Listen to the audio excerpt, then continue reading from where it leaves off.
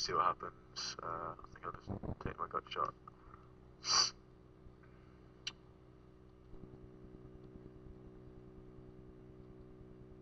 And fold it.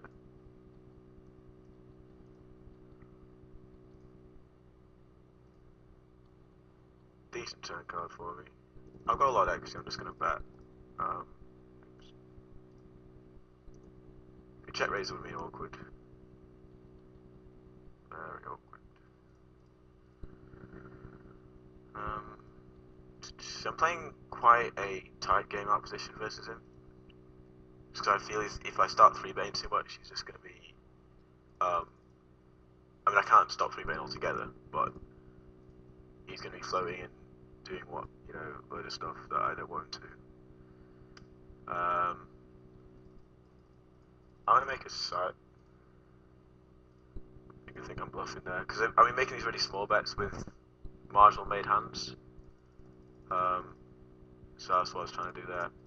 You could just make a case of check folding on the right, but again, I've been tight 3-betting. Sucks because there aren't really any good double barrel spots.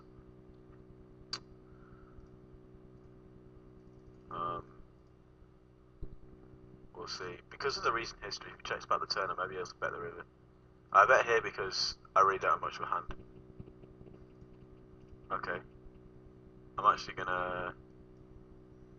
Yeah, I'm gonna bet the river quite big, because he expected me to... he saw me going for the check raise on the turn, like the first hand. So, I think that's his kind of level that he's on. Yeah, I get him to fold. Whether he had like pocket pair or a queen or something, just when he checks back the turn, it just takes all the kings out of his range. And I can still have them in there because of the tens hand right at the start where I was going for the check raise.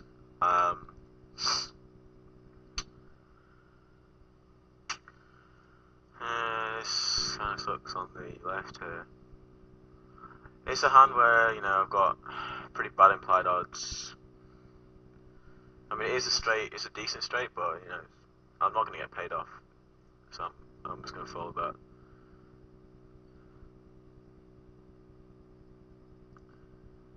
Fold 7-2 versus him. I could start taking the lines, but I'm not sure how he's going to react to a lead. It's a spot where I definitely could lead there. Check raising is kind of awkward because I know how he likes to peel those kind of boards.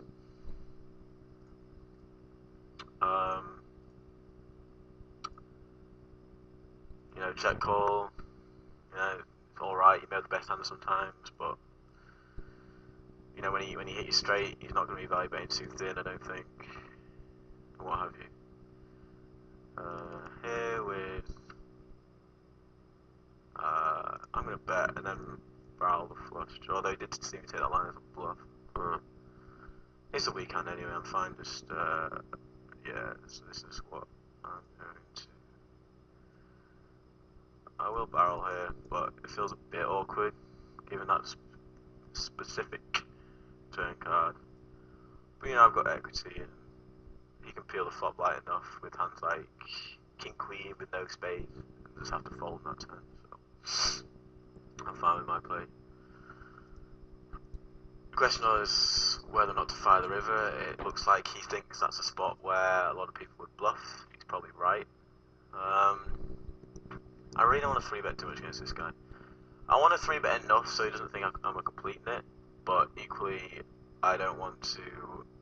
I'm only going to do a 4-bet here actually. Just because it's a good hand to do with. I'm not going to be 4-betting this guy too much, because I think he's certainly capable of 5-bet bluffing and what have you, but you know, stacks are deep enough and doing things like calling. This is certainly an interesting flop. Certainly an interesting flop. He could easily have a better ace. King, Queen, Ace, Jack, pocket tens. I'm going to bet like smallish here to get value from whatever. I don't think I can fold. Once I 4-bet and flop top pair, it's not nice, but I just don't think you can fold. Here's where it gets interesting.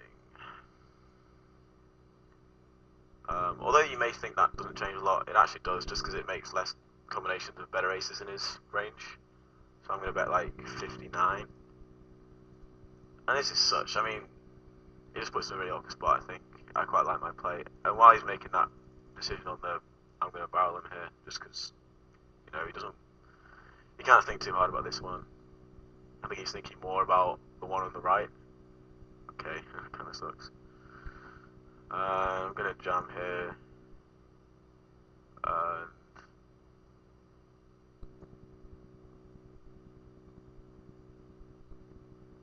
I think he has king queen exactly on the right, actually. King queen or king jack. Here I'm just gonna check and give up, I think. Well, I kind of want to make him.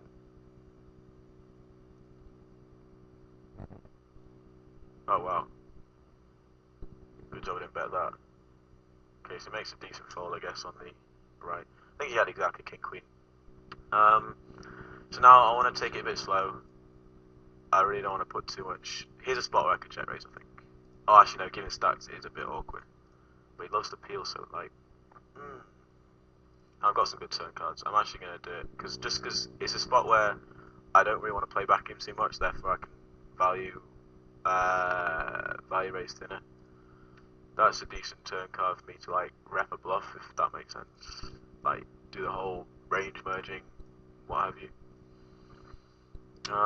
Just gonna give up. Well, I don't think he's been triple barreling too much. This is a really model peel, actually. I probably should have followed the turn. Not the best spot. Okay, I'm just gonna check back. It looks like 7-6 or whatever. 6-10. So yeah, that, I think in his frame of mind, he can still peel with like load of sevens. And, yeah, all that kind of stuff. Here I'm gonna 3-bet, and if he 4-bets, I'm gonna jump. Because stack sizes are decent for it. He's certainly capable, etc, etc. But he just folds.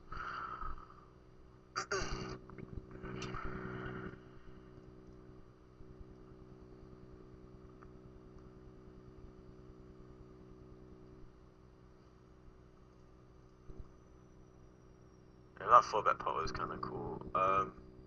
Guess I should maybe go explain my bet sizing a bit there. I mean, for me, it's really standard. I've been doing that bet sizing a lot. It's basically, what you want to think about is, you know, do you really need to bet that much?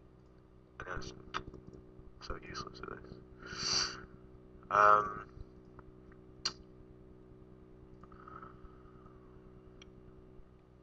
Kind of want to lead out here. Can he checks back a ton? If he raises it, it's such a crappy spot. I think he can check back a ton of 10s, a ton of 7s.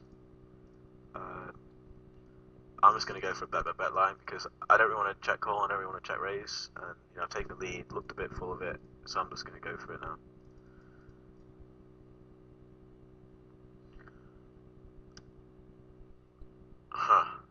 Now this is an interesting spot. I'm going to check call, I guess, to get value from his draws. He snap checks back. Wow. Thank you for not raising the flop. That's very kind of you. I'm not betting the river. Should he bet the river? Yeah, I think so. I mean, yeah, that's a weird hand. What have we got here? 6. We've got straight. 5, 6, 7, 8, 9. Yeah. I'm not gonna raise. Oh, that's a shame.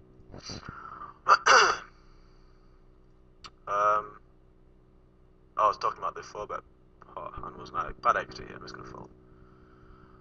Yeah, there's no need to bet more just because you get stacks in by the river by betting less.